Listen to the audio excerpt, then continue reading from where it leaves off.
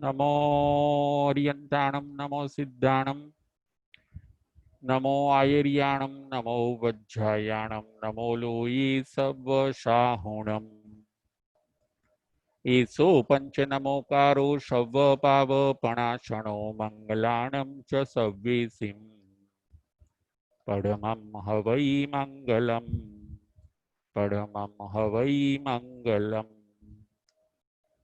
सिद्धाणं नमो किच्चाय संजयाणं च भावौ संति संति करेलोये पत्तो गई मणोत्तरम। पंच परमेष्ठी भगवंतों ने भावपूर्वक वंदन नमस्कार करीने धर्मप्रेमी श्रावक श्राविकाओ उत्तराध्ययन सूत्र अध्ययन 6 અને પ્રવચન નંબર 8 क्षुल्लक निग्रंथीय नाम छठम अध्ययनम। क्षुल्लक निग्रंथ नामनु छठ्ठू अध्ययन। આજના આપણા વ્યાખ્યાનનો વિષય છે જ્ઞાન ક્રિયાભ્યામ મોક્ષ। જ્ઞાન ક્રિયાભ્યામ મોક્ષ। જ્ઞાન અને ક્રિયા આ બંને જ્યારે ભેગા થાય છે ત્યારે આત્માનો મોક્ષ થાય છે। મોક્ષ એટલે શું એ આપણને પ્રશ્ન થશે તો કે મોક્ષ એટલે દુઃખથી છૂટવું। દુઃખથી છૂટવું એનું નામ મોક્ષ। ક્લેશથી છૂટવું એનું નામ મોક્ષ। આધિ વ્યાધિ અને ઉપાધિથી છૂટવું એનું નામ મોક્ષ। જો આપણું પણ એ જ ધ્યેય છે કે આપણે દુઃખથી છૂટવું છે, પરંતુ રસ્તો આપણને ખબર નથી। કોઈ પણને પૂછો કે તારે દુઃખ જોઈએ છીએ તો એ વ્યક્તિ ના પાડશે, પરંતુ એના પ્રયત્ન વધારે ને વધારે દુઃખી થવાના ઘણીવાર હોય છે। એ વ્યક્તિ પણ એમ કહેશે કે મારે દુઃખ જોઈતું નથી, મારે સુખ જોઈએ છીએ, મારે આ બધાથી છૂટવું છે, ઝંઝટથી મારે છૂટવું છે, આદિ ઉપાધિથી છૂટવું છે, તકલીફથી છૂટવું છે, મુશ્કેલીથી છૂટવું છે। છૂટવા તો એ પણ પ્રયત્ન કરે છે અને કહે છે પણ ખરો કે મારે છૂટવું છે। છૂટવું એનું નામ મોક્ષ। મોક્ષ એટલે કર્મથી મુકાવવું।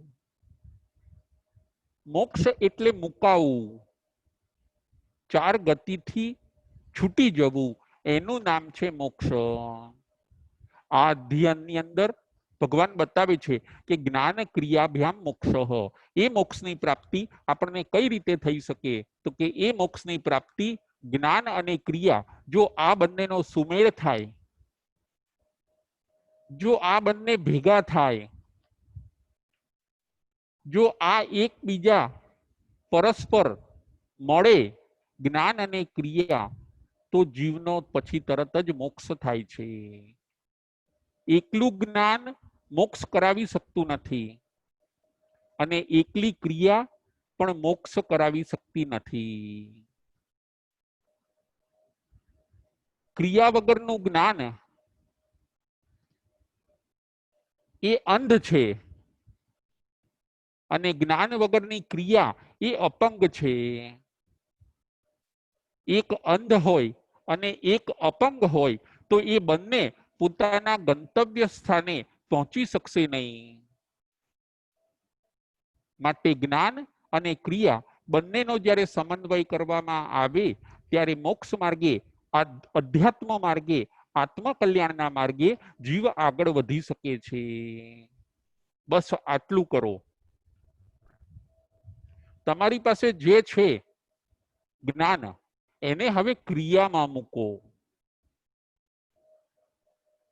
માત્ર જાણપણું અને ક્રિયાનો અભાવ એ હવે ચાલશે નહીં.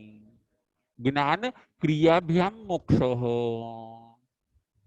ઇહ મેગેવું મનંતી, ગાથાની અંદર ભગવાન બતાવે છે, ઇહ મેગેવું મનંતી અપચ્છખાય પાવગમ. ઇહ મેગેવું મનંતી અપચ્છખાય પાવગમ. ઘણા લોકો એવું માને છે કે માત્ર જ્ઞાન આપણે લઈ લઈએ, તત્વજ્ઞાન જાણીએ, પરંતુ જો આપણે પાપનો ત્યાગ નહીં કરીએ તો પણ ચાલશે.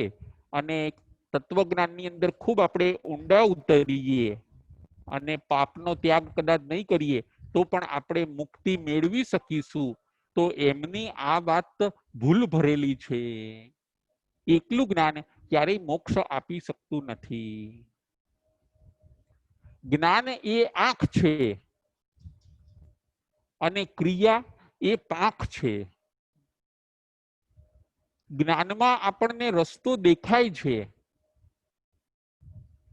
અને ક્રિયાથી રસ્તો કપાય છે. આપણે મોક્ષ માર્ગે જો આગળ વધવું હોય તો આંખ પણ જોઈશે અને પાંખ પણ જોઈશે. જુઓ, પક્ષીને માત્ર બે પાંખ છે તો એ પક્ષી પોતે ઉડી શકે છે, એક સ્થાનેથી બીજે સ્થાને જઈ શકશે. અહીંયા ગમતું નથી તો ઉડીને એ પોતે બીજે જાય છે, બે પાંખ છે એની પાસે. એમ મારા સાધક આત્માઓ પાસે પણ બે પાંખ હોવી જોઈએ. ભગવાન આપણને એમ બતાવે છે કે હે સાધક આત્માઓ, તમારી પાસે પણ બે પાંખ રાખો, એક જ્ઞાનની પાંખ અને બીજી ક્રિયાની પાંખ. પક્ષી પાસે એક પાંખ હશે તો એ પોતે ઉડી શકતું નથી. એમ તમારી પાસે પણ જો જ્ઞાનની પાંખ હશે એક જ, તો તમે ઉડી નહીં શકો. ઇહમ એગેવું મનંતી અપચ્છખાય પાવગમ. ઘણાનું આવું માનવું છે કે તત્વજ્ઞાન વધારો, આપણે વિદ્વાન બનીએ, પંડિત બનીએ, મોટા મોટા ભાષણો આપી દઈએ. એ ભાષણોને સાંભળવા ઘણીવાર હજારો લોકો આવે. બસ આપણે જ્ઞાનની અંદર બહુ ઊંડા ઉતર્યા, આપણી પાસે વિશાળ જ્ઞાન છે, નોલેજ ઘણું બધું છે, ઘણા લોકો આપણને માનનાર છે, એટલે હવે આપણે તરી જઈશું. આ ગાથાની અંદર ભગવાન ના પાડે છે. માત્ર જ્ઞાન તારી શકતું નથી. આ બધું વાચા જ્ઞાન છે. જ્યાં સુધી એ જ્ઞાન જીવનમાં ન ઉતરે ત્યાં સુધી એ બધું જ્ઞાન વાચા જ્ઞાન છે. એ જ્ઞાન તારી શકતું નથી. એ જ્ઞાન કોરું જ્ઞાન છે. જે જ્ઞાન પાપનો ત્યાગ કરાવે એ જ્ઞાન સાચું છે. સાચું જ્ઞાન આવ્યા પછી પાપના ત્યાગરૂપ ક્રિયા અવશ્ય થાય છે. મોટા જ્ઞાની હોય અને જો 18 પાપનો એમને ત્યાગ ન હોય તો એ પોતે સંસાર સાગર તરી શકતા નથી. જ્ઞાની છો, ખૂબ સારું. હવે તમે 18 પાપના ત્યાગની ક્રિયા પણ સાથે સાથે લાવી દો તો તમે અધ્યાત્મના માર્ગે ખૂબ આગળ વધી શકશો. જીવનમાં બંને વસ્તુ જોઈશે, જ્ઞાન અને ત્યાગ, જ્ઞાન અને ક્રિયા. જો કોઈને અહીંથી મુંબઈ જવું છે તો એને જ્ઞાન છે કે આ રસ્તેથી, આ હાઈવે ઉપરથી મુંબઈ જવાય છે, વચ્ચે વચ્ચે આ સ્ટેશન આવે છે, આ બધું એની પાસે જ્ઞાન છે. ખાલી જ્ઞાન એને મુંબઈ નહીં પહોંચાડી દે, પછી એને ક્રિયા કરવી પડે છે. એને ચાલવાની ક્રિયા કરવી પડશે, એની કાર ચલાવવાની ક્રિયા કરવી પડશે. જો એ ક્રિયા કરશે તો એ પોતે ધીરે ધીરે મોક્ષે એ પોતે મુંબઈ જઈ શકશે. માત્ર જ્ઞાનથી મુંબઈ જવાતું નથી. જરૂર જ્ઞાન ઉપકારી છે. જેને જ્ઞાન છે એને રસ્તામાં કોઈને પૂછવું નહીં પડે કે હું કયા રસ્તે મુંબઈ જઉં, કારણ કે એની પાસે જ્ઞાન છે, એટલો એનો સમય બચી જવાનો છે. જ્ઞાન છે સાથે વિશ્વાસ છે કે આ રસ્તો મુંબઈનો જ છે. જ્ઞાન સમય બચાવશે, પરંતુ રસ્તો તો કોનાથી કપાય છે? રસ્તો તો ક્રિયાથી કપાય છે. આપણે ક્રિયામાં આગળ વધવાનું છે. આજના પ્રવચનની અંદર આપણે એ જોવાનું છે કે અત્યાર સુધી આપણે પણ ખૂબ જ્ઞાન વધાર્યું, હવે એને ક્રિયામાં મૂકીએ. ક્રિયા પણ બે પ્રકારની છે, સાબદ્ય ક્રિયા અને નિર્વદ્ય ક્રિયા. સાબદ્ય ક્રિયા પાપરૂપ છે, એ ક્રિયાને આપણે છોડવાની છે. અને જે નિર્વદ્ય ક્રિયાઓ છે એને આપણે અમલમાં મૂકવાની છે. સાબદ્ય ક્રિયા, પાપકારી ક્રિયાઓને આપણે છોડવાની છે. માત્ર એકલું તત્વજ્ઞાન આપણને તારી શકતું નથી. પાપ ત્યાગની ક્રિયા પણ આપણે કરવી પડે છે. સામાયિક ખૂબ સુંદર એવું આપણે જ્ઞાન લીધું, હવે સામાયિકની ક્રિયા પણ આપણે કરવી પડે છે. પ્રતિક્રમણ ખૂબ સારું છે, આવું આપણને જ્ઞાન છે આપણી પાસે. પછી હવે એ જ્ઞાનને તમે ક્રિયાના ઢાંચાની અંદર ઢાળી દો. દાન કરવા જેવું છે એવું આપણને જ્ઞાન છે, પછી દાનની ક્રિયા પણ આપણે કરવી પડશે, તો આપણે મોક્ષ માર્ગે આગળ વધી શકીશું. જ્ઞાનથી રસ્તો દેખાય છે અને ક્રિયાથી રસ્તો કપાય છે. મંજિલ નજીક આવે છે, મોક્ષ નજીક આવે છે. જ્ઞાન એટલે અજવાળું અને ક્રિયા એટલે ઉડવું. જ્ઞાન એટલે આંખ અને ક્રિયા એટલે પાંખ. અત્યાર સુધી થયું શું? જ્ઞાનની મોટી મોટી આપણે વાતો કરી, જ્ઞાનનું ખૂબ શ્રવણ કર્યું, પરંતુ એને ક્રિયામાં ન મૂક્યું. આદરવાની ક્રિયાઓને આદરવાની છે અને જે છોડવા જેવી ક્રિયાઓ છે એને છોડવાની છે. આપણા ત્યાં 25 ક્રિયાઓ બતાવી, એ 25 ક્રિયાઓને આપણે છોડી દેવાની છે. દાનની ક્રિયા બતાવી, દાનનું જ્ઞાન છે તો તમે હવે દાનની ક્રિયા કરો. ક્રિયાના માર્ગે તમે આગળ વધો. એક એક ડગલું પણ જો માણસ ચાલે છે તો એનો રસ્તો કપાય છે. જ્ઞાનને અત્યાર સુધી આપણે ભણ્યા, વાંચ્યું, લખ્યું, સાંભળ્યું. જુઓ, ઘણીવાર એવું પણ બને છે કે જ્ઞાનમાં આપણે ખૂબ નિષ્ણાત થઈ ગયા, પરંતુ હજી ક્રિયાની શરૂઆત આપણે કરી નથી. હવે જીવનની અંદર ખૂટે છે એક ક્રિયા. આજના આપણા વ્યાખ્યાનનો વિષય છે જ્ઞાન ક્રિયાભ્યામ મોક્ષ. એક જંગલની અંદર મોટી આગ લાગી, ચારે બાજુ રાઉન્ડ થી આગ છે. હવે એ જ જંગલની અંદર એક અપંગ માણસ પણ છે અને એક આંધળો માણસ પણ છે. જે માણસ અપંગ છે એના બંને પગ નથી, ખૂબ અપાઈસ છે. એ પોતે બેઠો છે અને જોવે છે પોતે કે ચારે બાજુ આગ લાગી છે. હવે ધીરે ધીરે મારી બાજુ જો એ આગ આવશે તો હું એની અંદર હું દાઝી જઈશ, હું બળી જઈશ. શું કરું? મારી પાસે પગ નથી, હું કેવી રીતે આ આગમાંથી બહાર નીકળી શકું? ખૂબ ગભરાય છે, ડરે છે, પગ નથી. ચારે બાજુ આગ છે પરંતુ પોતાને પગ નથી, એટલે એ માણસ અટવીમાંથી બહાર નીકળી શકતો નથી. હવે એ જ જગ્યાએ એક અંધ માણસ છે,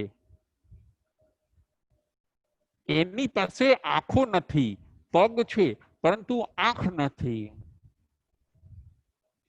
એને પણ ચારે બાજુ જે આગ લાગી, એ આગની ગરમી એને પણ લાગે છે, પરંતુ આ બાજુ આગ છે પૂર્વ દિશામાં આંખ છે, પશ્ચિમ દિશામાં છે, ઉત્તર દિશામાં રસ્તો છે, દક્ષિણ દિશામાં રસ્તો છે, કઈ બાજુથી હું બહાર નીકળું, મને ગેટ મળી જાય અને આ આગથી હું બચી શકું, એવું એ જોઈ શકતો નથી. બહાર નીકળવાનો ગેટ, દરવાજો એ જોઈ શકતો નથી. બંને માણસ અટવીની અંદર, જંગલની અંદર ફસાઈ ગયા છે. એક અપંગ છે અને એક અંધ છે. અને બને છે એવું કે પેલો અપંગ માણસ તરત આ અંધ માણસને જોવે છે અને એ અંધ માણસને બોલાવે છે અવાજ કરીને કે ભાઈ અહીંયા આવ, કે મારી પાસે આંખ છે અને તારી પાસે પગ છે, એક કામ કર, તું મને તારા ખભા ઉપર બેસાડી દે, હું તને અટવીમાંથી, આગમાંથી બહાર નીકળવાનો ગેટ બતાવું, રસ્તો બતાવું. અને એ અંધ માણસ પેલા અપંગ પાસે જાય છે. અપંગ માણસ અંધના ખભા ઉપર બેસી જાય છે. અપંગ માણસ એને રસ્તો બતાવતો જાય છે, અંધ માણસ ચાલતો જાય છે. અને એવું બને છે કે બંને વ્યક્તિ આગમાંથી અને અટવીમાંથી બહાર નીકળી જાય છે. જુઓ, આ થયો સમન્વય.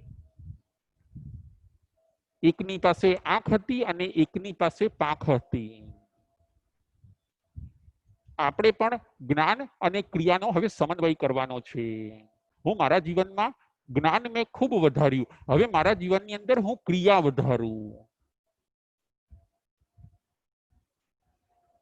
પ્રતિક્રમણની ક્રિયા, સામાયિકની ક્રિયા, દાનની ક્રિયા, તપની ક્રિયા, વંદનાની ક્રિયા, ખમાવાની ક્રિયા, સેવાની ક્રિયા. હવે જેટલું જેટલું હું જાણું છું એ દરેક વસ્તુને હું ક્રિયાની અંદર, એક્શનની અંદર હવે હું મૂકી દઉં. હે મારા સાધકાત્માઓ, તમે જો જ્ઞાન અને ક્રિયાનો સુમેળ કરશો તો તમે જરૂર આ અટવીમાંથી બહાર નીકળી જશો. આ સંસાર રૂપી અટવીમાં જે આગ લાગી છે અને એ આગ ધીરે ધીરે તમારી પાસે આવે એ પહેલા તમે બહાર નીકળી જશો.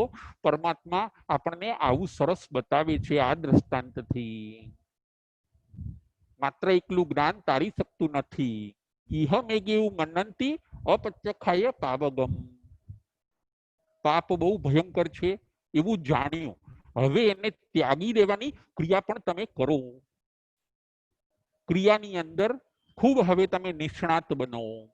પૌષધની ક્રિયા, પ્રતિલેખનની ક્રિયા, ચાલતી વખતે નીચે જોઈને ઈર્યા સમિતિનું પાલન કરવાની ક્રિયા, ક્ષમા રાખવાની ક્રિયા, આવી બધી અદ્ભુત ક્રિયાઓને હવે આપણે આપણા જીવનની અંદર જડી દેવાની છે, આપણા જીવનની અંદર ઉતારી દેવાની છે. જ્ઞાન ક્રિયાભ્યામ મોક્ષ. ઘણી વાર આપણા સંતો મહંતો વ્યાખ્યાનની અંદર દ્રષ્ટાંત આપે કે એક કોઈ સંન્યાસી હોય છે અને એ સંન્યાસીએ એક પોપટને પાળ્યો હોય છે અને એ પોપટને સંન્યાસીએ જ્ઞાન આપ્યું કે બિલ્લી આए तो उड़ जाना, બિલ્લી આए तो उड़ जाना. અને આ પોપટે એ જ્ઞાન લીધું, આ જ્ઞાન એને શીખી લીધું, આ જ્ઞાનને એ પોપટે કંઠસ્થ કર્યું. બિલ્લી આए तो उड़ जाना, બિલ્લી આए तो उड़ जाना. આ જ્ઞાનને કંઠસ્થ કરી દીધું અને રોજ રિવિઝન કરે, રોજ એની પ્રયત્ન કરે, રોજ જ્ઞાનને યાદ કરે કે એ જ્ઞાન હું જો રિવિઝન નહીં કરું તો મને ભૂલાઈ જશે. એટલે જ્ઞાનને રોજ રિવિઝન કરે, ફેરવે અને એકદમ આ જ્ઞાન પાકું થઈ ગયું કે બિલ્લી આए तो उड़ जाना, બિલ્લી આए तो उड़ जाना. હવે બન્યું એવું કે એક દિવસ એ પોપટ પાંજરાની બહાર બેઠો હોય છે અને બિલ્લી આવી. બિલ્લી આવે છે, બિલાડી આવીને એને પકડે છે ત્યાં સુધી હજી એ બોલે રાખે છે કે બિલ્લી આયે તો ઉડ જાના, બિલ્લી આયે તો ઉડ જાના. જુઓ, માત્ર વાચા જ્ઞાન હતું, એને ક્રિયામાં ન મૂક્યું, એ જ્ઞાનને ક્રિયામાં ન મૂક્યું, એ જ્ઞાનને અમલમાં ન મૂક્યું. એ જે પોતાના સંન્યાસીએ શીખવાડ્યું હતું, એ જ્ઞાનને અહીંયા એને સાર્થક કરવાનું હતું, અહીંયા અમલમાં મૂકવાનું હતું. પોપટ એ મૂકી શક્યો નહીં. ત્યાં સુધી રટતો રહ્યો જ્યાં સુધી બિલ્લીએ પકડી લીધું ત્યાં સુધી. એમ આપણને પણ મુશ્કેલીઓ, તકલીફો આ બધા હજી પકડી ન લે ત્યાં સુધી આપણે ઉડી જવાનું છે. પોપટ પાસે માત્ર વાચા જ્ઞાન હોય છે, ક્રિયા નથી. જો તરત એને ઉડવાની ક્રિયા કરી હોત તો બિલાડી એને પકડી ન શકત. એમ આપણે પણ એ જ ધ્યાન રાખવાનું છે કે જ્યાં જ્યાં આપણને પાપ લાગે એવી શક્યતા હોય ત્યાંથી આપણે ફટાક કરતું ઉડી જવાનું છે. પરંતુ એ પાપ આપણને પકડી ન લે એનું આપણે ધ્યાન રાખવાનું છે. આ તો પાપ આપણને પકડી લે ત્યાં સુધી આપણે બોલતા રહીએ છીએ કે પાપ ન કરાય, પાપ કરવું એ ખોટું છે, ખોટું ન કરાય. એ બધું આપણે રોજ રિવાઇઝ કરીએ છીએ, રોજ બોલીએ છીએ, છતાં પણ આપણે પાપ આપણને પકડી લે છે અને પાપ આપણાથી થઈ જાય છે, ખોટું આપણાથી થઈ જાય છે. અને જો આવું ને આવું ચાલશે તો આપણે મોક્ષ માર્ગે આગળ નહીં વધી શકીએ. કહેવાય છે ને કે રથને બે વ્હીલ હોય છે, તો એ રથ પોતે સડસડાટ ચાલી શકે છે. એમ અધ્યાત્મ માર્ગે જવા માટે પણ આપણી પાસે બે વ્હીલ હોવા જોઈએ. રથને જેમ બે વ્હીલ હોય છે એમ આપણી પાસે પણ બે વ્હીલ હોવા જોઈએ, એક જ્ઞાનનું અને બીજું છે ક્રિયાનું. જ્ઞાન વગર ક્રિયા કરીએ તો એ અંધ છે, જ્ઞાન વગરની ક્રિયા એ અંધ છે અને ક્રિયા વગરનું જ્ઞાન એ અપંગ છે. બંનેનો સુમેળ લાવી દઈએ તો આપણે અધ્યાત્મ ક્ષેત્રે ખૂબ આગળ વધી શકીએ છીએ. માટે જ કીધું જ્ઞાન ક્રિયાભ્યામ મોક્ષ. આટલા સૂત્રની અંદર ભગવાન આખો મોક્ષ માર્ગ બતાવી દે છે આપણને. હવે આપણે પાપને ત્યાગવાની ક્રિયા કરવાની છે અને જે સારી વસ્તુઓને આચરણમાં મૂકવાની છે એની ક્રિયા કરવાની છે. બીજા નંબરની અંદર આ અધ્યયનની અંદર ભગવાન બતાવે છે કે તમે નિગ્રંથ બનો. શુલ્લક નિયંથી જ નામમ છઠ્ઠમ અધ્યયનમ. તમે નિગ્રંથ બનો એટલે કે ગાંઠ રહિત બનો. તમારા જીવનની અંદર ગાંઠ ન રાખો. ગાંઠ એટલે કઈ ગાંઠ? ગાંઠ એટલે ગ્રંથિ. નિગ્રંથ ની એટલે નીકાળી દો તમે, ગ્રંથ એટલે ગાંઠ. કઈ ગાંઠ? તો કે જે રાગ દ્વેષની ગાંઠ છે તમારા જીવનની અંદર એ ગાંઠને તમે નીકાળી દો. તમે ગ્રંથિ ભેદ કરો, એ ગ્રંથિને ભેદી નાખો, નિગ્રંથ બનો. પરિગ્રહ એ પણ ગાંઠ છે, એ પણ આપણને બાંધી રાખે છે. પૂર્વગ્રહ એ પણ ગાંઠ છે. માન્યતાઓ એ પણ ગાંઠ છે. આ ગાંઠને તમે તમારા વિચારોમાંથી કાઢી નાખો. જો મિથ્યાત્વની ગાંઠ ભેદાય છે ત્યારે જ જીવ સંકિતની પ્રાપ્તિ કરી શકે છે. ગ્રંથિ ભેદ કરો. હું વિચારું છું એ કદાચ ખોટું પણ હોઈ શકે. ગ્રંથિ ભેદ કરવાનો છે. તમે નિગ્રંથ બનો. હે મારા સાધક આત્માઓ, તમારે મોક્ષ માર્ગે જવું હોય તો પહેલા બતાવ્યું જ્ઞાન અને ક્રિયા બંને જોઈશે. બીજું કે હવે તમારામાં નિગ્રંથપણું લાવો. અને ત્રીજો પોઈન્ટ આપણે જોવાનો છે કે કર્મના હેતુઓને જોવો અને એ કર્મના હેતુઓને તમે દૂર કરો. 3 પોઈન્ટ આપણે આજના પ્રવચનની અંદર જોવાના છે. નંબર 1, જ્ઞાન અને ક્રિયાથી મોક્ષ છે.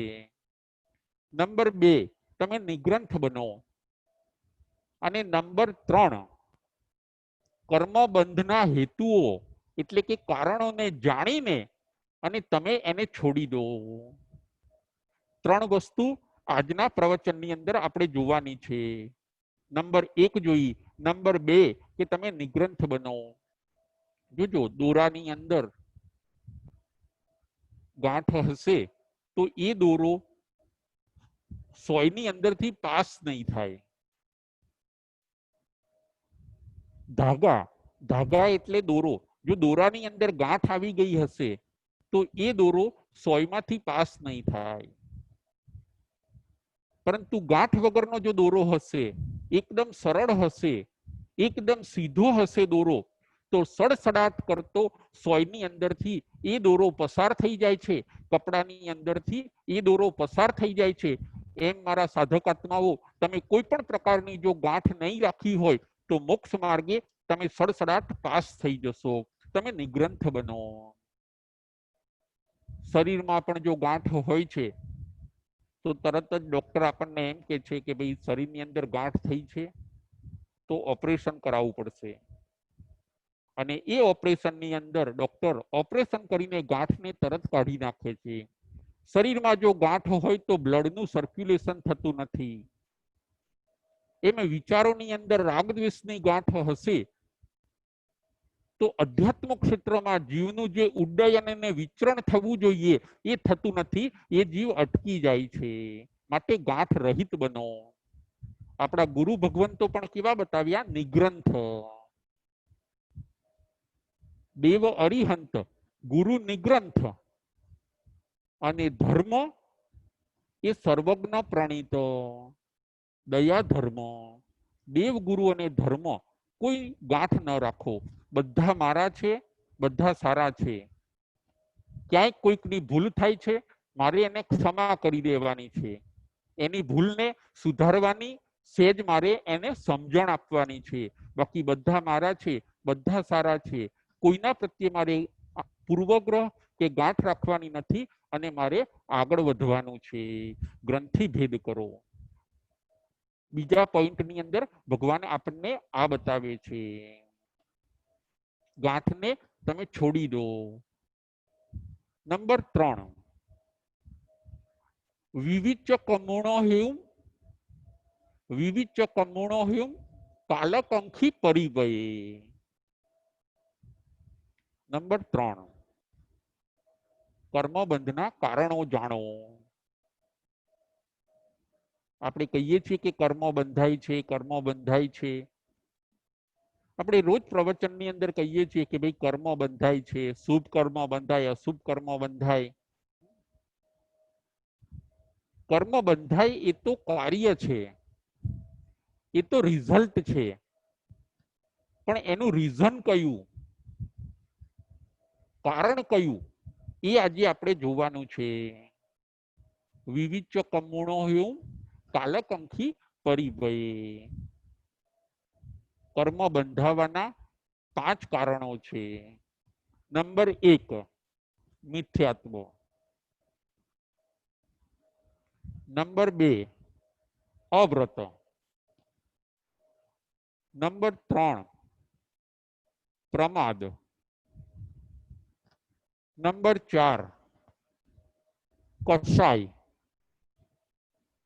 નંબર 5 અશુભ યોગ. રીઝન હોય આ 5 કર્મબંધના રીઝન. રીઝન એટલે કારણ. કારણથી કાર્ય થાય છે. જે જીવ આ કારણોનું સેવન કરે છે તો તરત જ કાર્ય નીપજે છે. પરંતુ જો કારણને સ્ટોપ કરી દેશે તો કાર્ય અટકી જશે.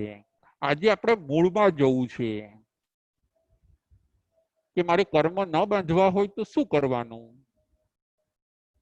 મારે કર્મ, અશુભ કર્મ ન બાંધવા હોય તો શું કરવાનું?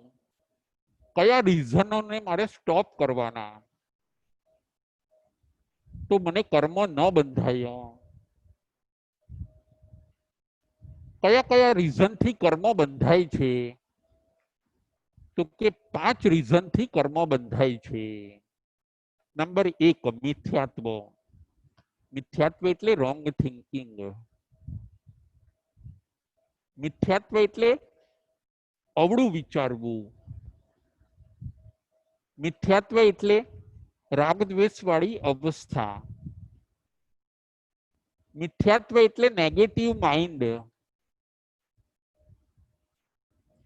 આવું માઇન્ડ વાળો વ્યક્તિ ઘણા કર્મને બાંધી શકે છે, કારણ કે એનું માઇન્ડ ઊંધું છે, એ ઊંધું વિચારે છે.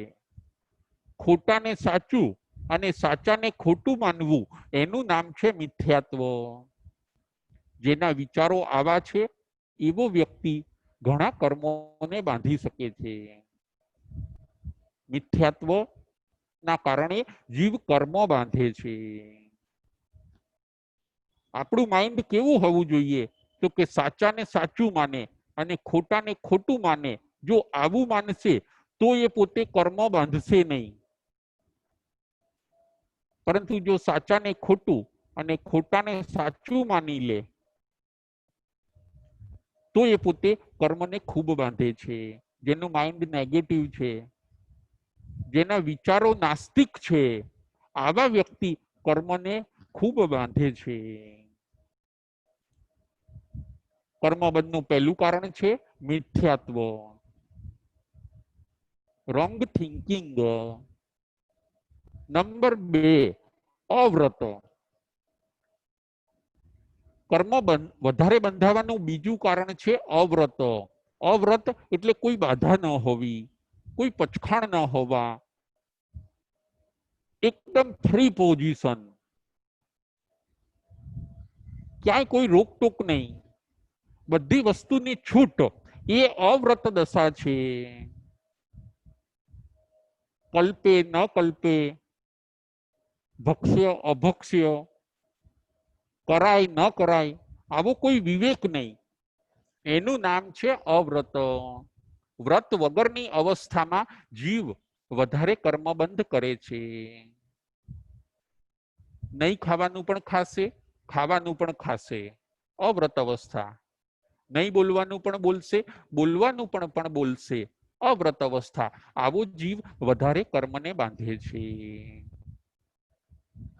નંબર 1 મિથ્યાત્વ, નંબર 2 અવ્રત પોઝિશનની અંદર જીવ કર્મ વધારે બાંધે છે, એ આપણે જોયું. નંબર 3 પ્રમાદ.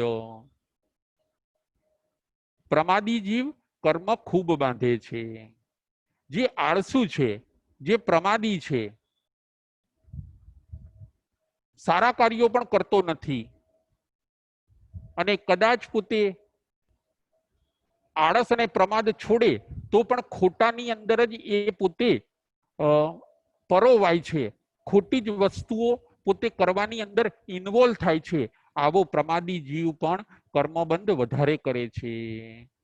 નંબર 3 પ્રમાદી આત્મા, આળસુ આત્મા પણ વધારે કર્મબંધ કરે છે. ભલે એનું શરીર કદાચ આળસ અને પ્રમાદમાં છે, પરંતુ મનથી એ જીવ વધારે કર્મ બાંધતો હોય છે. નંબર 1 મિથ્યાત્વ, નંબર 2 અવ્રત, નંબર 3 પ્રમાદ. હવે નંબર 4 કર્મબંધનું ચોથું કારણ, નંબર 4 કસાય. કસાઈ જીવ વધારે કર્મને બાંધે છે. કસાય એ રીઝન છે 4th નંબરનું કર્મ બાંધવાનું. એ આપણે જાણવાનું છે. કસાય એટલે જે ક્રોધ કરે છે, માન એટલે કે ઈગો રાખે છે, માયા એટલે ચીટિંગ કરે છે, લોભ એટલે જેને બહુ ગ્રીડ છે. આવા જીવો આડું અવડું, ઊંધું ચત્તું, ખરું ખોટું કરીને નવો કર્મબંધ બહુ કરે છે. કસાય મુક્તિ કિલ મુક્તિ રેવ. શાસ્ત્રોમાં તો ત્યાં સુધી બતાવ્યું કે કસાયથી મુક્તિ એ જ ખરેખર મુક્તિ છે. કસાયોને તમે છોડી દો. ક્રોધી જીવ બહુ કર્મ બાંધશે, અભિમાની જીવ બહુ કર્મ બાંધશે, જે ચીટિંગ કરે છે, ફ્રોડ કરે છે, માયા કપટ કરે છે, શો કરે છે, એવો જીવ વધારે કર્મને બાંધે છે.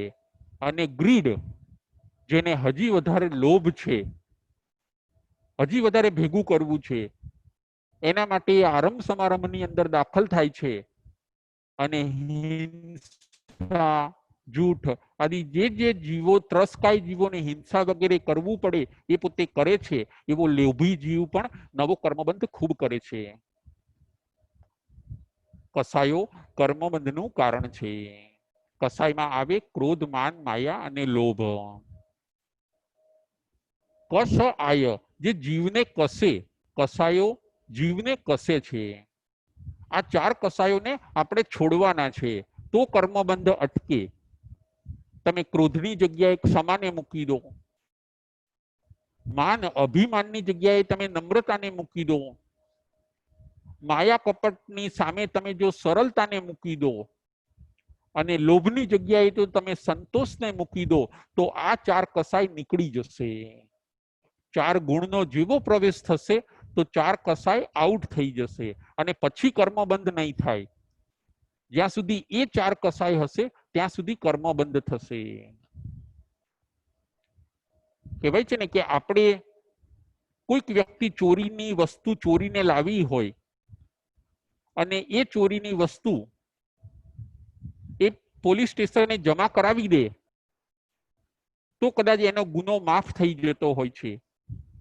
પરંતુ 5 દિવસ, 10 દિવસ, 15 દિવસ એ જેટલું પોતાના ઘરની અંદર એ વસ્તુ વધારે રાખશે એટલો એ વ્યક્તિ ગુનામાં ગણાશે. એમ આપણે પણ કસાયોને જેટલા જેટલા કરીશું એટલો નવો કર્મબંધ આપણને એડ થતો જાય છે. એ છે ચોથા નંબરનું કારણ કર્મબંધનું. અને નંબર 5 અશુભ યોગ. અશુભ યોગ, મન, વચન અને કાયા, 3 યોગને આપણે અશુભમાં રાખીએ તો નવા કર્મ ખૂબ બંધાય છે. મન, વચન અને કાયા, આ 3 યોગ છે, એને અશુભમાં રાખીએ, રોંગ એક્ટિવિટીઝમાં રાખીએ. મનને અશુભ વિચારોમાં રાખીએ, વચનથી જેમ તેમ બોલીએ, કાયાને હિંસા, આળસ, પ્રમાદ એમાં રાખીએ તો યોગ પોતે અશુભમાં રહેશે તો નવો કર્મબંધ ખૂબ થશે. આ થયું નંબર 5મું કારણ જેનાથી જીવ કર્મબંધ કરે છે. કર્મબંધના 5 હેતુઓ આપણે જોયા. વિવિચ કમુણો હેમ કાલકંખી પરિભયે. તમે કર્મબંધના હેતુઓને જાણો, ભગવાન કહે છે, અને હેતુઓને નો ત્યાગ કરો. હેતુઓને છોડી દો. કારણો છૂટી જશે પછી કાર્ય પણ છૂટી જશે, અને કાર્ય છૂટી જશે પછી તમે નવા કર્મબંધ નહીં બાંધો એટલે તમે હળુ કર્મી બનશો અને અધ્યાત્મ ક્ષેત્રે તમે આગળ જઈ શકશો. આવી સુંદર વાત પરમાત્મા આપણને આ અધ્યાયની અંદર બતાવે છે. આજના પ્રવચનની અંદર આપણે 3 પોઈન્ટો જોયા. જ્ઞાન ક્રિયાભ્યામ મોક્ષ નંબર 1. નંબર 1 છે જ્ઞાન ક્રિયાભ્યામ મોક્ષ. તમે જ્ઞાન અને ક્રિયાનો સુમેળ કરો. નંબર 2 નિગ્રંથ. તમે નિગ્રંથ બનો. રાગદ્વેષની હવે ગાંઠ કાઢી નાખો. મારા માટે બધા સારા છે, બધા ઉપકારી છે, બધાનું શ્રેય થાય, બધા આગળ વધે અને હું બધાને ઉપયોગી થઉં. જો આવું આપણું વિચારીશું તો આપણી ગાંઠ નીકળી જવાની છે, રાગદ્વેષની ગ્રંથિ ભેદાઈ જવાની છે. અને નંબર 3 કર્મબંધના હેતુઓને જાણીને એ હેતુઓને છોડો. આવા સરસ મજાના 3 પોઈન્ટ આજના પ્રવચનની અંદર આપણે જોયા. ફરીથી જ્ઞાન ક્રિયાભ્યામ મોક્ષ નંબર 1, નિગ્રંથ બનો નંબર 2, અને કર્મબંધના હેતુઓને તમે છોડો નંબર 3. આવા સરસ મજાના ભાવ ઉત્તરાધ્યાયના આ છઠ્ઠા અધ્યાયની અંદર ભગવાન આપણને બતાવે છે. હવે માત્ર આપણે જ્ઞાનને વધારવું નથી, પરંતુ આપણે ક્રિયાને પણ વધારીએ. જ્ઞાન અને ક્રિયાનો સુમેળ કરીને અધ્યાત્મ ક્ષેત્રે આપણે ખૂબ આગળ વધીએ, આપણા આત્માની પ્રગતિ કરીએ અને આપણે ખૂબ ભગવાનના જ્ઞાનને આત્મસાત કરીને જ્ઞાન દર્શન ચારિત્ર અને તપની અંદર આગળ વધીને આપણા આત્માનું, આપણા સંપર્કમાં આવનાર દરેકના આત્માનું કલ્યાણ કરીએ. એવા સુંદર ભાવો ભગવાન આ ઉત્તરાધ્યાન સૂત્રની અંદર ફરમાવે છે. એને આપણે આત્મસાત કરીને આગળ વધીએ. બોલો મહાવીર સ્વામી ભગવાન કી જય. જય જીનેન્દ્ર, જય મહાવીર.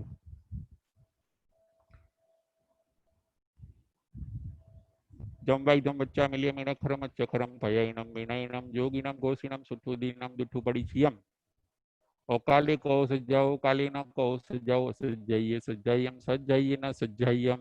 એમ ભણતા ગણતા ચિંતવતા જ્ઞાનના 14 થી 4 માઇલો કોઈ પણ થી 4 મને કે તમને લાગ્યો હોય તો અરિહંતન સિદ્ધ કેવડી ભગવંત આપની સાક્ષીએ તસમિચ્છામિ દુક્કડમ.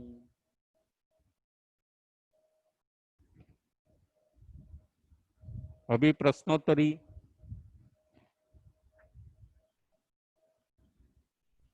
જેને પ્રશ્ન પૂછવા હોય એ પોતે પોતાનો અંગૂઠો ઊંચો કરશે તો અહીંથી અમે પરમિશન આપીશું. તે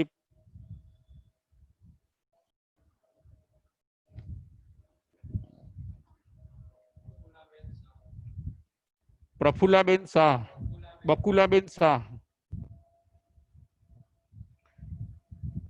બકુલાબેન શાહ. Hello hello. હા, જય જીનેન્દ્ર. Hello, hello. જય જીનેન્દ્ર રાજુભાઈ. સાતામાં છું, હા સાતામાં જય, છું. હા જય જીનેન્દ્ર, જય જય જીનેન્દ્ર. બોલો જીનેન્દ્ર. બોલો બોલો. ભાઈ પ્રશ્ન હતો કે મનથી વધારે કર્મ બંધાય કે શરીરથી?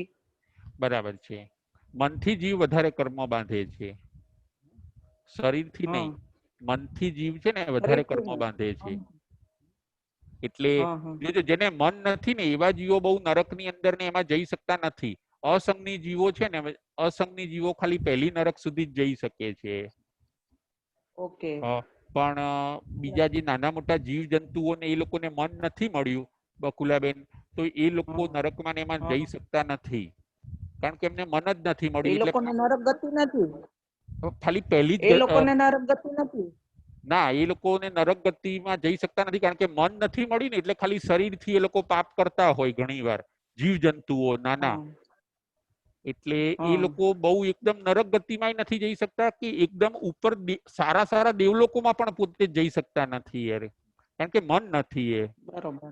અને એવો કર્મબંધ પણ એવો કરી શકતા નથી યાર. જ્યારે જે મન વાળા તો જીવો પછી ખરા ને એ જે મન વાળા જીવો ખરા ને એ છેક 7મી નરક સુધી જઈ શકે છે. એટલે મનથી જીવ વધારે કર્મ બંધ કરે છે. ખાલી કાયા તો વાળા પછી તો બહુ આપણે આપણી ખાલી કાયા વાળા બહુ અપંગ છે. કાયાને વચ્ચે બે જેની પાસે છે એ કદાચ થોડું ખોટું કરી શકે, પરંતુ જેની પાસે મન છે એ તો વધારે ખોટું કરી શકે, વધારે સારું કરી શકે. આવા સંજોગો છે બકુલાબેન. ઓકે ઓકે, બરોબર. ખ્યાલ આવ્યો? હા જય જીનેન્દ્ર. મનથી જીવ વધારે કર્મ બાંધે છે, અને મનથી વધારે બરોબર. કર્મ બાંધી શકે, વધારે અટકાવી શકે, અને મન વાળા જ પાછા મોક્ષે પણ જઈ શકે. અસંગની મોક્ષે પણ નથી જઈ બરોબર. શકતા. અસંગની મોક્ષે પણ જઈ શકતા નથી. મન એ બહુ સારી વસ્તુ ઓકે. છે. જો એનો આપણે ઉપયોગ કરીએ તો બહુ સારી વસ્તુ છે, અને આપણે એને કંટ્રોલમાં ન રાખી શકીએ તો એ મન આપણને નુકસાન પણ ઘણું કરાવે છે. ઓકે, એટલે સાવધાની રાખવી પડે મનને. ખૂબ મનની ખૂબ સાવધાની રાખવી પડે. એટલે આપણે ત્યાં ગુપ્તી એ 3 પ્રકારની બતાવી ને, મન ગુપ્તી, વચન ગુપ્તી, કાય ગુપ્તી. એનો જો સારો ઉપયોગ કરીએ ને તો આ મન વાળા જ મોક્ષે જાય છે પાછા. મન વગરના ઓકે. અસંગની જીવો મોક્ષે નથી. મોક્ષે જઈ શકતા નથી એ લોકો. એટલે ઓકે. મનથી વધારે જીવ કર્મ બાંધે છે. બરોબર. ખ્યાલ આવ્યો? Okay, thank you. ઓકે હા, ઓકે, થેન્ક યુ. હા બકુલાબેન, બરોબર થેન્ક યુ. આવજો. હા બરોબર.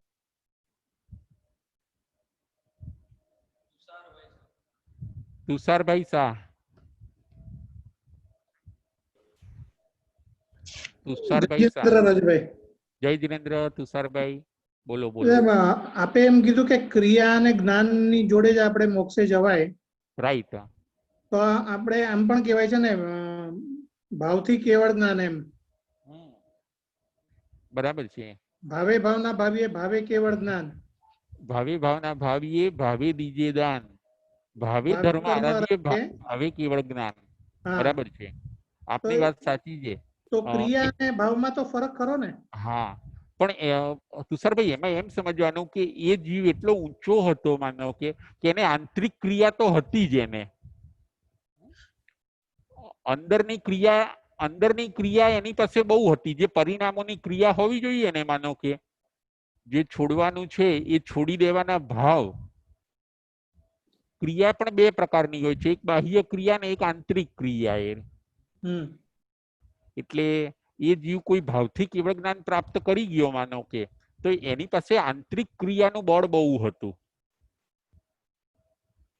ખ્યાલ તો આવ્યો? એ આંતરિક ક્રિયાનો જે હોય હા, આંતરિક તો ક્રિયામાં એને શું, આંતરિક ક્રિયામાં એ શું કરતો હતો તુષારભાઈ, કે કસાયોને એને નિર્મૂળ કર્યા હતા આંતરિક ક્રિયાઓમાં. હા કસાયોને છોડવાની ક્રિયા એને અંદરથી કરી દીધી હતી, ભલે કદાચ પચખાણથી નથી થઈ, એને કસાયોને તો છોડવાની, એ તો પાપને એમણે છોડવા. અવ્રત લીધું ને, હે? પચખાણ લીધા નથી એટલે અવ્રતમાં આવ્યા ને. હા, એટલે ભલે અવ્રત છે અત્યારે, કોઈકને એમ લાગે કે આમની પાસે તો કઈ ક્રિયા નથી, અવ્રત હોય કદાચ, પણ એ ફોલો કરતો હોય ને તો ભાવથી એની પાસે વ્રત છે એમ કહી શકાય. એને ગુરુ પાસે ભલે ગુરુ પાસે વ્રત લેવા, એ દ્રવ્ય વ્રત, અને પછી એને ભાવથી પાડવા, એ ભાવ વ્રત. એટલે એ પોતે અંદરથી ફોલો કરતો હોય છે, એના પરિણામ એવા શુભ હોય છે. ભાવ એટલે રિયલ ભાવ કીધો, આ ભાવે ભાવના ભાવીએ ભાવે કેવળ જ્ઞાન જે કીધું ને, એ હા રિયલ. એની અંદર જ્ઞાન અને ક્રિયા બંનેનો સમન્વય હોવાનો જ, એવો સરસ ભાવ એ રીતનો. એટલે આપણે મનથી વિચાર કરીએ એક વખત અને હા, એ ક્રિયા ન કરીએ આપણે પચખાણ લીધા વગર, એટલે અવ્રતમાં, તો હા, ચાલે ખરું? હા, જ્યાં સુધી હજી ગુરુ તમને નથી મળ્યા, માનો કે, ત્યાં સુધી તમે ભાવથી વ્રતો પાળો તુષારભાઈ. હા અને ગુરુ મળી જાય પછી તમે દ્રવ્યથી પણ એમની પાસે સ્વીકારો અને પછી પાડો, બંને કરવાનું એ. અચ્છા એટલે આવી બધી સરસ વાત છે કે ક્રિયા, દ્રવ્ય ક્રિયા પણ હોવાની અને ભાવ ક્રિયા પણ હોવાની. બરાબર. એટલે જેની પાસે, જેને કેવળ જ્ઞાન થઈ ગયું અને રિયલ ભાવ જેની પાસે હોય છે ને, એની પાસે એ રિયલ ભાવમાં જે છોડવાનું હતું એને છોડી દીધું છે, આંતરિક ક્રિયા થઈ ગઈ છે એની. હમ આંતરિક ક્રિયા એને અંદરથી કરી દીધી છે. બરાબર. હજી એટલે એ આત્મા પછી આવી રીતે ક્રિયા પણ બે પ્રકારની હોવાની, જેમ તમે સામાયિક લો અને બધી વિધિ કરો, એ દ્રવ્ય ક્રિયા માનો કે, અને તમે બહુ ક્ષમતા ભાવમાં રહો તો એ થઈ તમારી ક્ષમતા ભાવમાં તમારા પરિણામને રાખો છો તમે, એ છે ભાવ ક્રિયા. બરાબર. એટલે અને એનું બહુ ઇમ્પોર્ટન્સ છે, ભાવ ક્રિયાનું પણ પાછું બહુ ઇમ્પોર્ટન્સ છે. હવે હું દ્રવ્યથી ક્રિયા કરું, મેં સામાયિક કરી, પરંતુ મારું માઇન્ડનું મેં બેલેન્સ ન રાખ્યું, ક્ષમતા ન રાખી, સંભાવની વૃદ્ધિ ન કરી, ક્યારે પાડવું એ રીતનું, અને સમય થયો એટલે પાડી લઉં એ રીતનું. આ દ્રવ્ય ક્રિયાનું મને કદાચ ઓછું ફળ મળશે ખરું, પરંતુ ઓછું એ. એટલે દરેક વસ્તુ દ્રવ્ય ક્રિયા છે, દ્રવ્ય ભાવ છે. દ્રવ્ય ક્રિયા અને ભાવ ક્રિયા, આવી રીતે ક્રિયાના પણ બે પ્રકાર છે. તો આપે જે 25 પ્રકારની ક્રિયા છોડવાની કીધી, તો કઈ 25 પ્રકારની ક્રિયા છોડવાની? હા, એ આખો સરસ ટોપિક આવે છે એમાં, કે ભાઈ આવી રીતે રાગ દ્વેષની ક્રિયા છોડવા જેવી છે, પછી બહુ આરંભની ક્રિયા છોડવા જેવી છે, પછી માનો કે જેને કહેવાય ને પુઠ્ઠિયા ક્રિયા, બધું જોવું પછી બધું ભેગું કરવું, એ 18 પાપનો જ એક ટાઈપનો વિસ્તાર છે. 18 પ્રકારના પાપને આપ જાણતા હશો, પ્રાણાતિપાત, મૃષાવાદ, દત્તાદાન, મૈથુન. એ 18 પાપનું જ થોડું મોટું કરીને આખી 25 ક્રિયા બતાડી છે. કોઈ વસ્તુ જેને કહેવાય ને નાખવાની ક્રિયા, કોઈકે માનો કે કાચ તૂટી ગયા અને એ કાચને રોડ ઉપર નાખ્યા, તો એને ક્રિયા લાગવાની, કારણ કે જતા આવતા એ કાચ કોઈકને વાગશે. તો બરાબર. આવી 25 ક્રિયા લાઈફની અંદર કે તમે સ્ટોપ કરો તો તમને નવા કર્મબંધને તમે બાંધશો નહીં, કે 25 ક્રિયાને અટકાવો કે તમે. એટલે એ થઈ સાવધ્ય ક્રિયા. અને ધર્મકર્મની જે બધી ક્રિયા છે એને અંગીકાર કરો તો તમે જ્ઞાન ક્રિયાભ્યામ મોક્ષ એમ તમે આગળ વધી શકશો. એ પણ આપણી ભૂલ તુષારભાઈ શું થાય છે કે પાપની ક્રિયા છૂટતી નથી અને જે ધર્મકર્મની ક્રિયા પકડાતી નથી. એ બરાબર છે. એટલે આપણે આગળ વધી શકતા નથી ને આ બાજુ જ્ઞાન વધારે રાખીએ બધું આપણું, કે જ્ઞાન તો કંઠસ્થ કરી લઈએ, ગોખી લઈએ. એટલે પાપની ક્રિયાઓને બધી છોડવાની છે અને જે આદરવાની ક્રિયાઓ બધી આદરવાની છે. જો આ રીતે આપણે ગોઠવાઈ જઈએ તો ખૂબ આગળ વધી શકીએ. સંજોગો પ્રમાણે પણ ચાલુ પડે ને રાજુભાઈ? હા બરાબર છે, પરંતુ એ તમે બસ જ્યારે સંજોગો અનુકૂળ હોય ત્યારે તમારે પાછું આમાં જોડાઈ જવું પડે ધર્મમાં. હા, કહેવાય ને કે કોઈ જગ્યાએ તમારી ગાડી અટકી ગઈ, પંચર પડ્યું, તો તમે ભલે એ સંજોગોને અપનાવો, એની ના નથી, તમે પંચર કરાવી લો. પણ પછી કે ના હવે આ જગ્યા બહુ સારી છે ને આપણે રોકાઈ જ જાવ કે એ રીતનું, અને હવે આપણે અહીં થોડુંક રોકાઈ જ જઈએ, એમ કરવાનું નથી. એને જે ક્રિયાઓ કરવાની છે એ બધું કરવાની જ છે. ઇન શોર્ટ એને પાપની ક્રિયાઓ બધી છોડવાની છે અને પુણ્યની ક્રિયાઓ, તપની ક્રિયાઓ, જે બધી ક્રિયાઓ આપણને ફૂલ હેપીનેસમાં લઈ જાય એવી છે એ બધી ક્રિયાઓને એને એક્શનમાં મૂકવાની છે. બરાબર. આવી બધી સરસ વાત છે તુષારભાઈ. ખ્યાલ આવ્યો ને? હા હા, એકદમ સરસ રીતે. Okay sir, thank you. Okay, thank you.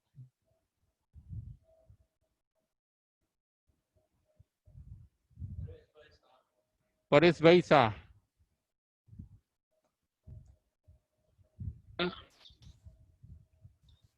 જય જિનેન્દ્ર. જય જિનેન્દ્ર. બોલો બોલો. પ્રશ્ન એ હતો કે કદાચ કોઈને જ્ઞાન બહુ ના હોય પણ જે તમે કહી કે પુણ્યની દાન છે, ભયાવત છે, પછી જીવદયા છે, સાધર્મિક છે, એ બધી પ્રવૃત્તિઓ સતત ચાલુ રહેતી હોય, એની સામે જ્ઞાનનો થોડો અભાવ હોય, તો એનું પરિણામ શું હોઈ શકે? બરાબર છે, બહુ સરસ પ્રશ્ન. કે જ્ઞાન ઓછું હોય ને તો આપણા ત્યાં ચાલે, વાંધો નહીં એમ કીધું. પરંતુ જો ક્રિયા એના જીવનમાં વધારે હશે તો એ પોતે એ માર્ગે આગળ વધી જવાનો. જેમ નાના બાળકને નાના બાળકને કઈ જ્ઞાન નથી, એના માતા પિતા આંગળી પકડીને એને ચલાવે છે પરેશભાઈ. બરાબર.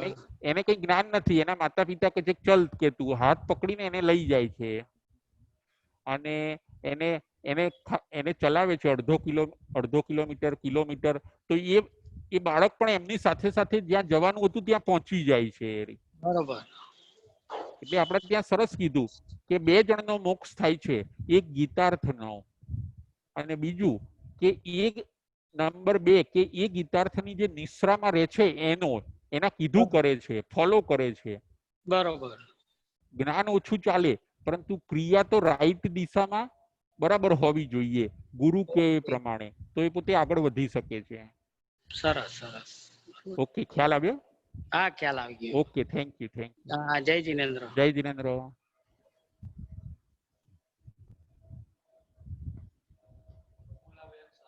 બકુલાબેન શાહ. બકુલાબેન શાહ.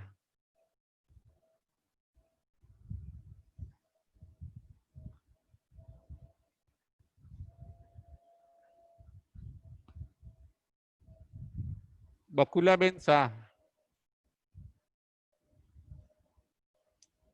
જય જિનેન્દ્ર. જય જિનેન્દ્ર. બોલો. હા, સાતામાં છું. હા, સાતામાં બોલો. તમે આપે કીધું ને ભાવ ક્રિયા ને દ્રવ્ય ક્રિયા. હા, 2 ક્રિયા. તો ઘણી વખત એવું બને આપણે કે સામાયિક લીધી અને કોઈ સંજોગો એવા ઉભા થઈ ગયા કે આપણાથી ભાવ રહેતો જ નથી, તો પછી એ વખતે શું કરવું? અથવા તો એ કર્યું તો એનું ફળ મળે? બરાબર છે. એક તો પહેલા તો તમારે ભાવ રાખવા પ્રયત્ન કરવાનો બકુલાબેન, કે મારે હા. મેં હવે સામાયિક લીધી છે, મારે મારા મનને અહીં જ રાખવાનું છે. ઓકે. એક તો ભાવ રાખવા ત્યાં પ્રયત્ન કરવાનો, તો આપણને ભાવ સામાયિકનો લાભ મળશે. બંને સામાયિકનો આપણે લાભ લેવો છે. દ્રવ્ય સામાયિકનો લાભ લેવો છે અને ભાવ સામાયિકનો પણ લાભ લેવો છે. શરીરથી પણ આપણે સામાયિક કરવી છે અને મનથી પણ સામાયિક કરવી છે. બરોબર. એવું નહીં કે ખાલી શરીર સામાયિક કરે અને મન બધે ફરતું રહે. ના, એવું નથી કરવું. બરાબર. કોઈ સંજોગોમાં હા આપણો ભાવ ડગી ગયો હોય હા અથવા તો કોઈ કારણ એવું આવી ગયું હોય તો હા મન નો જ સ્થિર રહેતું હોય હા અને છતાં પણ સામાયિક કરી છે તો હા એનો લાભ મળે. હા, મળવાનો, ચોક્કસ મળવાનો. કારણ કે હજી તમે છે ને સામાયિક તોડી નથી, માનો કે. હા, એટલે હા. કદાચ ઓછો મળે એવું બને, પણ હા. મળવાનો જરૂર. જેમ ઘણી વાર નથી, બરોબર. બાળકને 100 માર્ક માંથી છે ને 60 માર્ક મળે છે, માનો કે હા. 40 ઓછા માર્ક મળ્યા, હા. 60 માર્ક મળ્યા, 50 માર્ક મળ્યા, એમ મળે ખરું. હા. એટલે બરોબર. આપણે પછી અને એક વાત એ પણ છે કે જેટલો ભાવ બકુલાબેન જતો રહે છે, ડગી જાય છે, પાછો જો તરત આપણે એને સ્થિર કરવો હોય તો પણ કરી શકીએ છીએ. આપણા મનની બરોબર. આવી શક્તિ છે, પાછું એને પાછી લાવીને આપણે સ્થિર કરવાનો. કંઈક વાંચવા લાગી જવાનું, આમ તેમ.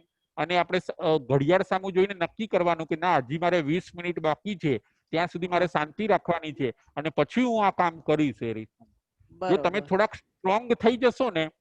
મજબૂત થઈ જશો, તો તમે સામાયિકનો વધારે લાભ મેળવશો, ભલે ગમે તેવી બરોબર. ઘટના બને. હા. હા. તો બરોબર. થોડુંક ઓકે. ડગી નહીં જવાનું, નહીતર તો એવા સંજોગો તો બને. હા. કદાચ હા. એક રૂમમાંથી બીજા રૂમમાં જવું પડે તો કદાચ આપણે શિફ્ટ થઈ જઈએ યત્નાથી, સામાયિકની હા. અંદર હા. પણ. પરંતુ કે ના, બરોબર. મારે હજી 20 મિનિટ તો બરાબર સામાયિકને પાડવાની છે. હું વાંચવા લાગુ, હું કંઈક માળા ગણું, હું ચલો વંદનાઓ હા. ચાલુ કરી દઉં. બરોબર. જે ક્રિયાથી મન સ્થિર રહેતું હોય અને પાછું ડગી ન હા. જતું હોય, એ ક્રિયા ચાલુ કરી દેવાની. બરોબર. આપણા મનને બરાબર આપણે ઓળખતા થઈ જવાનું, તો આપણી સામાયિક સરસ બરોબર. થશે. હા. હા. બરોબર. ખ્યાલ આવ્યો હા. બકુલાબેન? ઓકે. હા. હા, બરોબર સમજાઈ ગયું. હા, હા. ઓકે. બહુ સરસ. ઓકે, જય થેન્ક યુ. જિનેન્દ્ર. જય જિનેન્દ્ર. જ્યોતિબેન શાહ. જ્યોતિબેન શાહ. જય જિનેન્દ્ર. જય જિનેન્દ્ર. ભાઈ, મને બોલો બોલો. બંધ અને મોક્ષના સિદ્ધાંત વાળું થોડું સમજાવો. બરાબર છે. બંધ એટલે શું છે કે આપણે જે રાગ દ્વેષ કરીએ છીએ એનાથી આપણે બંધાઈ જઈએ છીએ, આપણા વિચારોથી, રાગ દ્વેષથી અને માન્યતાઓ, આ બધાને જે આપણે પકડી રાખીએ છીએ એ છે બંધ. અને આ બધાને જો આપણે છોડી દઈએ, રાગ દ્વેષ આપણે છોડી દઈએ, પછી માન્યતાઓ, પૂર્વગ્રહ, દ્વેષ છોડી દઈએ, પછી અમુક જે વસ્તુઓનો રાગ છોડી દઈએ છીએ, જો આ બધું આપણે છોડીશું તો આપણે ફ્રી થઈ જઈશું એ વસ્તુથી. અને ફ્રી થવું એનું નામ છે મોક્ષ. સિમ્પલ વ્યાખ્યા જ્યોતિબેન આવી જોઈ શકાય બંધ અને મોક્ષની. બંધ એટલે પુરાઈ જવું. જેમ કે પક્ષીને પાંજરામાં પૂરી દીધું છે તો એ થયું બંધ, એ ઉડી શકતું નથી. બરાબર. નહીતર એનો સ્વભાવ ઉડવાનો છે.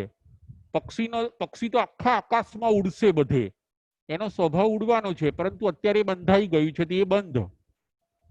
અને પછી જયારે એને ચાન્સ મળે અને એ પિંજરમાંથી નીકળી જાય અને એ પોતે ઉડવા લાગે, એ ફ્રી થઈ ગયું. જે બોક્સમાં એને પૂર્યું હતું, જે કેજની અંદર એને પૂર્યું હતું, એ કેજથી એ મુક્ત થઈ ગયું. એનું નામ છે મોક્ષ. તો બોલો બોલો. સામાયિકની અંદર જ્યારે આપણે બેઠા હોઈએ ત્યારે ઘણી વખત આમ કઈક અનુભવ થતો હોય છે, એ શું હોય છે એ ખબર નથી પડતી. બરાબર છે.